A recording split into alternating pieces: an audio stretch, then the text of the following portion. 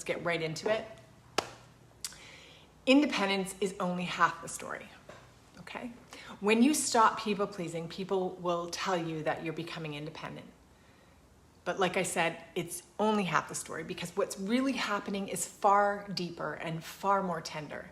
You are becoming both your own protector or self-advocate and your own beloved or self-nurturer. Now, most women never meet their own protector. Your protector or self-advocate is the part of you that sets the pace, that says, this is my limit. It guards your time, your energy, your body without apology. And for many women, this protector has been dormant and only ever activated to protect other people, but never themselves, okay? Your softer self will never rest until this happens. Your beloved or self-nurturer is the part of you that softens, that creates beauty, that receives and feels deeply, but she can only truly rest when she trusts your protector or self-advocate. If she doesn't feel safe, she stays on high alert, over giving, overdoing, over managing everyone else's needs. Here's the moment that no one warns you about when you stop people pleasing. When you've been people pleasing, your beloved, your self-nurturer, is wide open but unprotected. She's been giving without anyone holding the container for her safety. And when you finally step back from that, when you stop cushioning everyone else, you feel the gap. This is the gap that breaks so many women's hearts. The gap is this. You see clearly what the other person will not do for you.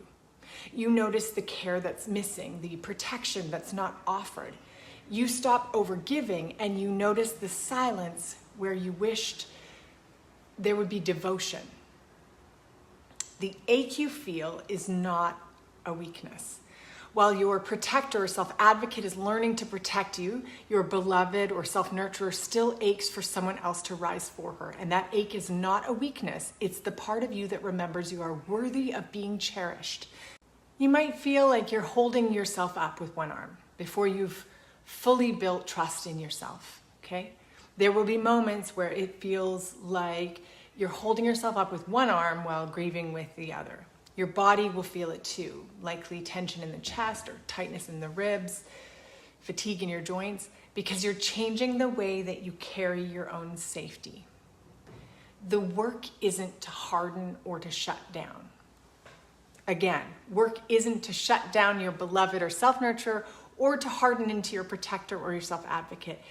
It's to let them meet, to let your protector show up consistently enough that your beloved finally exhales and says, I'm safe now, I can soften, I can rest, okay? Now, you don't have to believe in masculine and feminine energy for this to change your life. You don't have to believe in it for it to work. This isn't necessarily about mysticism. Here's why the protector, beloved, or self-advocate, self-nurture idea actually works. It works because your brain and body remember in images and story. So if I say set boundaries and self-soothe, that's correct, but it's flat. If I say become your own protector so your softer self can rest, you instantly picture it, you can feel it.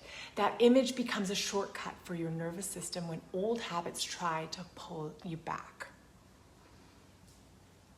Stopping people pleasing isn't enough. You have to fill the gap.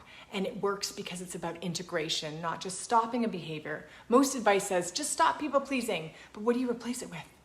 Protector and beloved, or self-advocate and self-nurturer, gives you something to become, not just something to avoid. That's what makes the change last. This is how you bypass the part of you that resists the change. This framing bypasses resistance. If you've been overgiving for years, part of you will fight change because it feels unsafe or selfish. But when you see your own protection as an act of devotion to your softer self, your body receives it as love, not rejection. And honestly, call it whatever you want. Here's what matters. You can call it protector and beloved, or self-advocate and self-nurturer, or boundaried me and soft me. Anchor, artist, strong self, open self. The names don't matter as much as the fact that you're letting both parts exist and care for each other. everything changes when they finally meet in trust. Because once your protector, self-advocate, and your beloved self-nurturer meet in trust, you stop needing others to prove that they'll protect you, because you already feel protected. You give from overflow instead of obligation. You attract relationships where care is joy, not a negotiation. This work is tender, messy, and powerful, because when your protector and beloved finally recognize each other as the same person, you just won't go back. You will never go back.